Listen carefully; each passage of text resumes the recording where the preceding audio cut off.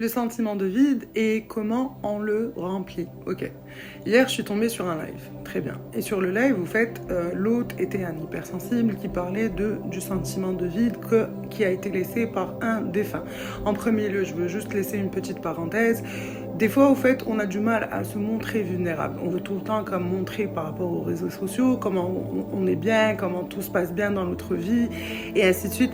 Mais c'est important aussi parce que quand ils étaient vulnérables, ils étaient comme ils avaient comme le besoin de se justifier. Au final, quand on montre notre vulnérabilité, c'est une force. Parce que c'est une force d'abord qu'on se permet de descendre notre carapace et de nous faire voir de la façon qu'on est. Donc, en premier lieu, je veux juste féliciter le fait que de plus en plus de personnes se rendent de plus en plus vulnérables et surtout qui se permettent de le faire voir. Ça, c'est en premier lieu. Donc maintenant, je ferme la parenthèse. Et ensuite, on parle du sentiment de vide. Il faut comprendre qu'un hypersensible, de base, vient avec ce sentiment